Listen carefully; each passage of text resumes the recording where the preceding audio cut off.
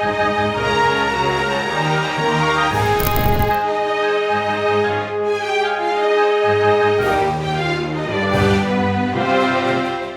இரட்சகருமாகிய இயேசு கிறிஸ்துவின் நாமத்திலே இயேசுவின் இளைப்பாறுதல் ஊழியத்தின் சார்பாக இந்த தொலைக்காட்சி வாயிலாய் உங்களை சந்திப்பதிலே மிகுந்த சந்தோஷம் அடைகிறேன். இந்த நாளிலும் கர்த்தர் எமக்கு எவர்களாய் தந்த வேத வசனம் என்னவென்றால் சங்கீதம் 31:19 வசனம், உமக்கு பயந்தவர்களுக்கும் மனபுத்திரருக்கு முன்பாக உம்மை நம்பியிருக்கிறவர்களுக்கும் நீர் உண்டு பண்ணி வைத்திருக்கிற உம்முடைய நன்மை எவ்வளவு பெரியதாய் இருக்கிறது என்ற சங்கீதம். அப்போ உமக்கு கர்த்தருக்கு பயந்தவர்களுக்கும் மனபுத்திற்கு முன்பாக உம்மை நம்புகிறவர்களுக்கும் நீர் உண்டு பண்ணி வைத்திருக்கிற நன்மை எவ்வளவு பெரிதாய் இருக்கிறது என்று தாவீது சொல்லுகிறதை நாம் பார்க்கிறோம்.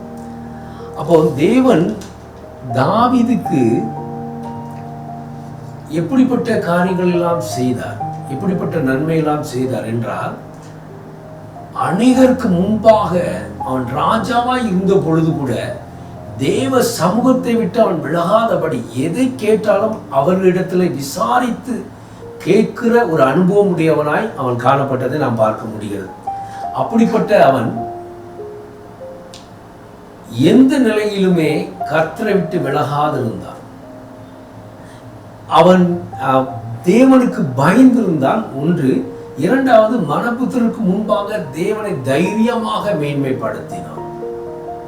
தேவனை மாத்திரம் நம்பி இருந்தான். எல்லாம் அவனை விட்டு போகும் பொழுது கூட, எல்லாம் அவனை விட்டு எடுத்துக்கொள்ளப்பட்ட பொழுது கூட அவன் தேவனிடத்தில் விசாரித்தான். கூட இருந்த 300 பேருமே கல்லெறிய துணிகரமாகிறார்கள். தன் குடும்பத்தார் எல்லாரும் சிறைப்பட்டு போய்விட்டார்கள். அப்பொழுது கூட அவன் கர்த்தருக்கு உள்ளாக கர்த்தரிடத்தில் தன்னை திடப்படுத்தி கொண்டான் என்று எழுதப்படுகிறது. இப்போ எல்லா போராட்டம் வரும் பொழுதும் அவன் எங்கே திடப்படுத்தி கொள்ளப்படுகிறான் என்று பார்த்தால் தேவனுடைய சமூகத்தில், தேவனுடைய சமூகத்தில் மாத்திரமே அவன் தன்னை திடப்படுத்தி நம்பி அவன் தேவனிடத்தில் விசாரித்து செயல்படுகிறான். மத்தேயு 10:32 சொல்லப்படுகிறது, மனிதருக்கு முன்பாக என்னை அறிக்கை செய்கிறவனை நான் பிதாவுக்கு முன்பாக நான் அவனை அறிக்கை செய்வேன் என்று சொல்லப்பட்டு இருக்கிறது. அப்போ நாம் தேவனை மனிதனுக்கு முன்பாக நம்பி இருக்கதே ஒரு சாட்சி. நம்புகிறோமே, அதே ஒரு சாட்சி. அதில் நிலைத்திருக்கிறோமா? எந்த சூழ்நிலை வந்தாலும் சரி அவரை மேன்மைப்படுத்த அவர் நமக்கு கனத்தை கொடுத்து கொண்டே இருப்பார். இந்த இடத்துல கூட அதுதான் சொல்கிறார், மனபுத்திரருக்கு முன்பாக உம்மை நம்பி இருக்கிறவர்களுக்கு நீர் உண்டு பண்ணின, அவர் என்ன உண்டு பண்ணி வைத்திருக்கிறார், அப்படி அந்த உண்டு பண்ணின நன்மை என்ன என்று பார்த்தோம்னால், இன்றைக்கு இயேசு கிறிஸ்து நமக்காக மரிக்காவிட்டால் நாம் இன்னைக்கு ரட்சிப்பை அடைந்திருக்க மாட்டோம். இந்த ரட்சிப்புங்கிறது சாதாரண விஷயம் அல்ல. அது எவ்வளவு பெரிய ஒரு விஷயம் என்று பார்த்தோம்னால், அவர் சிலுவையிலே பட்ட பாடு சாதாரணமான காரியம் அல்ல. ஒருவேளை அவர் வேதனை தாங்க முடியாமல் தன் வாயை திறந்திருந்தால் இன்னைக்கு உங்களுக்கும் எனக்கு ரட்சிப்பே இல்லை. அவர் வாயை திறவாது இருந்தபடினாலே பிசாசனுடைய நுகம் உடைக்கப்பட்டதாக, அவனுடைய எண்ணங்கள் எல்லாம் ஒன்றுமில்லாமல் கர்த்தராகிய இயேசு கிறிஸ்து நிர்மூலமாக்கி போட்டார். இன்னைக்கு அதே இயேசுவை மனபுத்திரருக்கு முன்பாக நம்பி நிற்கிறோமா? மனுஷங்க மத்தியில நாம் எப்படிலாம் வாழ்றோம்? வெளியே நாம் இயேசுவின் பிள்ளைங்கிறோம். ஆனால் ஒரு நெருக்கமோ போராட்டமோ வந்துவிட்டால் இயேசுவை அறிவிக்க பயப்படுகிறோம் அல்லவா? எப்படி பேதுரு மறுதளித்தாரோ அதே போல ஒரு சூழ்நிலை தான் இன்னைக்கு நாம் வாழ்ந்து கொண்டிருக்கிறோம். ஆனா அவரோ நமக்கு நன்மை செய்வராய் சுற்றி திரிந்தது மாத்திரமல்ல, நமக்காக ஒரு திறந்த வாசலை, பரலோகத்தின் வாசலை திறந்து வைத்திருக்கிறார். அதை ஒருவனும் பூட்ட மாட்டான் என்று வாக்களித்திருக்கிறார். ஆயத்தப்பட வேண்டுமே. நமக்கு கொஞ்சம் பலம் தான் இருக்கிறது, ஆயினும் நம்பிக்கையில நிலைத்து இருக்க வேண்டும். அவர் அப்படிப்பட்ட ஒரு வாசலை நமக்கு திறந்து இருக்கிறார். நம்முடைய குடியிருப்போ பரலோகத்தில் இருக்கிறது என்று எழுதப்பட்டிருக்கிறது. அப்ப அந்த இரட்சகரை நோக்கி நாம் காத்து கொண்டிருக்க வேண்டும். மன புத்திரருக்கு முன்பாக அவரை நம்பி இருக்க வேண்டும். எத்தனை விசுவாசிகள் ஞானஸ்தானம் பெற்று கர்த்தரை ஏற்றுக்கொண்டவர்கள் பின்வாங்கி வாழ்கிறதை நாம் எத்தனை பேரை பார்க்க முடிகிறது? கர்த்தரை விட்டு விலகி போனவர்கள் எத்தனை பேர்? அப்போ நாம் தேவனுடைய மகிமையை நாம் எங்கே இழந்து கொண்டிருக்கிறோம்? நம் தேவன் எப்படிப்பட்டவர்? அப்போ முதலாவது தேவனுக்குள்ளாக நாம் பயபக்தி இல்லாதவர்களாய் மாறுகிறோம். கொஞ்ச நெருக்கம், பாடுகள், நிந்தைகள் வந்தவுடனே நாம் என்ன பண்ணுறோம்? இயேசுவை பின்பற்றதை விட்டு விலகி போகிறோம். அதல்ல வாழ்க்கை, அதல்ல தேவன் நமக்கு வைத்திருக்கூடிய நன்மை. இன்னும் காணவில்லை. மோசே அழைக்கப்பட்டதை இஸ்ரேல் ஜனங்களை கானா தேசத்திற்கு கொண்டு சேர்ப்பதற்கு தான். ஆனா பிரயாசப்பட்டார். முகமுகமாய் கர்த்தரோடு பேசினவன். கர்த்தர் அவனுக்காய் வைராக்கியம் கொண்டதெல்லாம் வேதத்திலே வாசிக்க முடிகிறது. ஆனால் தன்னுடைய வணங்கா காலத்து ஜனங்களுக்காக கர்த்தரை ஒரு விசை அவர்களை விட்டு விலகு, நான் உன்னை பெரிய ஜாதியாக மாற்றுவேன், உன்னை நான் பெருமைப்படுத்துவேன், உன்னை உயர்த்துவேன் அப்படிலாம் சொல்லும் பொழுது கூட மோசே சொன்ன ஒரே வார்த்தை, இந்த ஜனங்களை அழிப்பதை காட்டிலும் என்ன ஜீவ புத்தகத்திலிருந்து என்ன நாமத்தை கிறுக்கி போடும் என்று சொல்ல. அப்படி தேவனுடைய ஜனங்களை எப்படியாவது கானா தேசத்திற்குள் கொண்டு போக வேண்டுமே. தேவன் நம்மை அதற்காகவே நம்மை அழைத்திருக்கிறார். அழைத்த அழைப்பை நாம் நிறைவேற்ற வேண்டுமே என்பதற்காகவே அவன் பொறுமையாய் நிதானமாய் கர்த்தரிடத்தில் விசாரித்து செயல்பட்டதை பார்க்கிறோம். ஆயின் முடிவு என்ன ஆயிற்று? மோசையே மலையின் மீது நின்று பார்க்கக்கூடிய சூழ்நிலைக்கு தள்ளப்பட்டு விட்டார். கானானுக்குள்ளாக பிரவேசிக்க முடியாதபடி.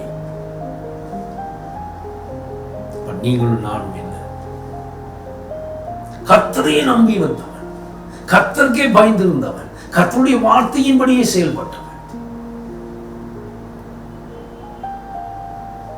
இன்னைக்கு இயேசு கிறிஸ்து பரலோகத்தின் வாசலை திறந்து வைத்திருக்கிறார். மரணங்கிற பயமும் திகழையும் கொண்டு வந்தவன் பிசாசானவன். அந்த மரணத்தை வென்று ஒரு வாசலாக மாற்றி இருக்கிறார். ஒன்றே ஒன்றுதான், என் ஜனங்கள் எல்லோரும் பரலோகத்திற்குள்ளாக பிரவேசிக்க வேண்டும் என்பதற்காக தான் பாதாளத்துடைய திறவுகளும் அவருடைய கரங்களில் இருக்கிறது என்பதை நாம் அறிந்து கொள்ள வேண்டும். அப்போ அவர் சொல்லாகும், அவர் கட்டளையிட நிற்கும் என்று வேதம் சொல்லுகிறது. சகல அதிகாரத்தை பெற்றவராய் இருக்கிறார். ஆனால் அவர் திறந்து வைத்திருக்கிறார். நாம் என்ன செய்து கொண்டிருக்கிறோம்? இயேசுவை ஏற்றுக்கொண்டு அநேக அற்புதங்களின் அடையாளம் பெற்றுக்கொண்டவர்கள் எத்தனை பேர் பின்வாங்கி வாழ்ந்து கொண்டிருக்கிறார்? பின்வாங்கி போய்விட்டார்கள். கர்த்தர் வைத்திருக்கிற அந்த மேன்மையும் நன்மையும் காணாமலே போய்விட்டார்கள். பெரிதான ஒரு வாசலை திறந்து வைத்திருக்கிறார், மேன்மையான ஒரு வாசலை திறந்து வைத்திருக்கிறார். அதற்குள் நாம் பிரவேசிக்க வேண்டும். மோசே கானானுக்குள் பிரவேசிக்கவில்லை. ஆனால் நாம் எல்லோரும் பரலோகத்திற்குள் பிரவேசிக்க வேண்டும் என்பதற்காக முதலாவது நமக்குள் பயபக்தி இருக்க வேண்டும், கர்த்தருக்கு பயந்து இருக்க வேண்டும். இரண்டாவது, கர்த்தரை ஏற்றுக்கொண்டு மனபுத்திரருக்கு முன்பாக கர்த்தரை நம்பி நிற்கிற ஒரு அனுபவம் நமக்குள் இருக்க வேண்டும். இந்த நம்பிக்கை அதுதான் நமக்கு விசுவாசமாய் மாறுகிறது. இன்னைக்கு கர்த்தருடைய பிள்ளைகளா இருக்கிறோம், ஆனா எந்த நம்பிக்கையில வாழுகிறோம்? இயேசு கிறிஸ்து வரப்போகிறாரே, அவர் சொன்னபடியே வருவாரே, நாம் ஆயத்தமா இருக்கிறோமா? எந்த நம்பிக்கையில நாம் பரலோகத்திற்கு போவோம்? திறந்த வாசலுக்குள்ளாக நாம் பிரவேசிப்போமா? என்ன நம்பிக்கை இருக்கிறது? நமக்குள்ளே ஒரு நம்பிக்கை இல்லாவிட்டால் பிறரை எப்படி ஆயத்தப்படுத்துவோம்? எப்படி உருவாக்குவோம்? எப்படி ராஜ்யத்துக்குள் அழைத்து கொண்டு போவோம்? நாமும் ஒரு இடத்தில் நின்று பார்த்து கொண்டுதான் இருக்க முடியும். மோசே அப்படி அல்ல, கர்த்தரே மோசையை அடக்கம் பண்ணினார் என்று எழுதப்பட்டிருக்கிறது. அந்த மோசையின் சரீரத்துக்கே பிசாசனம் வந்து நின்றார். அதனாலதான் மிகவில் தூதர் வணங்கி என் தேவனுடைய கடிந்து கொள்வாராக என்று சொல்கிறதை பார்க்கும். அந்த கனத்துக்குரிய பாத்திரவான் மோசே. இன்னைக்கு நம்மை அனைவரையும் பரலோக ராஜ்யத்திற்குள் பிரவேசிப்பதற்காக நம்மை ஆயத்தப்படுத்திக் கொண்டிருக்கிறோம். அதற்கு முதலாவது தேவனுக்கு பயந்து நடக்க வேண்டும். இரண்டாவது, மனிதருக்கு முன்பாக கர்த்தரை நம்பி நிற்கிறவராய் காணப்பட வேண்டும். எந்த சூழ்நிலை வந்தாலும் சரி, மரணமானாலும் ஜீவனானாலும் சரி, கர்த்தராகிய அன்பை விட்டு, கர்த்தருடைய அன்பை விட்டு நம்மை பிரிக்க மாட்டாது என்ற நிச்சயம் நமக்குள் இருக்க வேண்டும். இதுதான் பவுல் நமக்கு சொல்லி தருகிறார். அந்த நிச்சயம் எது நடந்தாலும் சரி, அவர் ஒரு நன்மையை வைத்திருக்கிறார். பரலோகம் என்பதை நமக்காக திறந்து வைத்திருக்கிறார். நித்திய காலமாக, நிரந்தரமாக, நித்திய ஜீவனோடு கர்த்தரோடு வாழ்கிற ஒரு அனுபவத்தை கர்த்தர் அங்கே ஆயத்தப்படுத்தி வைத்திருக்கிறார். கைப்படாய் செய்யப்படாத ஒரு வீடை நமக்காக கட்டி வைத்திருக்கிறார். பிதாவின் இடத்திலே அநேக வாசஸ்தலங்கள் உண்டு, ஆனா உங்களுக்காக ஒரு வாசஸ்தலத்தை ஏற்படுத்துவதற்காக நான் போகிறேன், சீக்கிரமாய் வருவேன் என்று சொல்லியிருக்கிறார். போனவர் திரும்பி வருவார். ஆனால் நாம் ஆயத்தமா இருக்கிறோமா? நமக்கு என்ன நம்பிக்கை இருக்கிறது? யார் என்ன சொன்னாலும் சரி, கர்த்தர் மேல் வைத்திருக்கிற நம்பிக்கையை விட்டு விலகாது இருக்க வேண்டும். கர்த்தருக்குள்ளாக ஒரு பயபக்தியோடு வாழ வேண்டும். இந்த வாழ்க்கை தான் பரலோக ராஜ்யத்திலே நம்மை நிலைத்து நிற்க செய்யும். இந்த வாழ்வுதான் நிரந்தரமானது. இங்கதான் ஆத்மா முற்றிலுமாய் தேற்றப்படுகிறது. இதற்கு தான் நாம் உயிர்ப்பிக்கப்படுகிறோம் என்பதெல்லாத்தையும் அறிந்து கொள்கிற அறிவாற்றல் எங்கிருந்து வருகிறது என்று பார்த்தோமானால் வேதத்திலிருந்து, வேதத்தின் வாக்கியங்கள் இருந்து. வாக்கியம் நம்மை உருவாக்கி கொண்டிருக்கிறது. அந்த உருவாக்குதலை நாம் புரிந்து கொள்ள வேண்டும். அதற்கு தேவனுடைய பயபக்தியோடு வேதத்தை வாசித்து தியானிக்கிற ஒரு அனுபவம் நமக்குள் இருக்க வேண்டும். அப்படிப்பட்ட ஒரு அனுபவத்துக்குள் நாம் இருந்தோமானால் நாம் ஒருபோதும் மனப்புத்திற்கு முன்பாக நம்பிக்கையற்றவர்களாய் வாழ மாட்டோம். நம்பிக்கை உள்ளவர்களாய் வாழ்ந்து ஒரு நல்ல சாட்சி உள்ளவர்களாய் காண்பித்து இயேசு கிறிஸ்துவை முன்வைத்து அவரே தேவன் என்பதை அறிந்து கொள்ளுகிற ஆற்றலை நமக்குள்ளிருந்து வெளிப்படுத்தும். அந்த வெளிப்பாடு நிமித்தமாய் பிறரும் ஆயத்தமாக்கப்படுவார்கள். அதற்கு நாம் கருவியாய் காணப்பட வேண்டும். பிறரை உபத்திரப்படுத்தியதனால் அல்ல, பிறரை வேதனைப்படுத்தியதனால் அல்ல, இயேசு கிறிஸ்துவின் அன்பினாலே அவர்களை பூர்ணப்படுத்த முடியும்.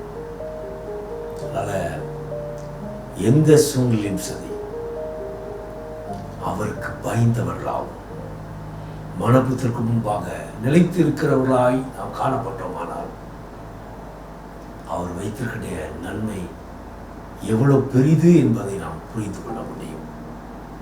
பிறருக்கு அதை அவர்களும் அறிந்து கொள்வார்கள். அதற்கு நாம் நல்ல சாட்சி உள்ளவர்களாய் நிற்க வேண்டும், வாழ வேண்டும் என்பதை. எனவே இந்த வார்த்தையின்படி கர்த்தர் நமக்கு ஒரு பெரிய நன்மை வைத்திருக்கிறார். அதை நோக்கியே நாம் பயணம் செய்வோம். என்னுடைய இணைந்து ஜெபிங்கள். கர்த்தர் நம்முடைய வாழ்வில் இருக்கிற குறைகளை நீக்கி போட்டு நமக்குள் ஒரு விசுவாசத்தின் நம்பிக்கையை பெருக பண்ணுவாராக.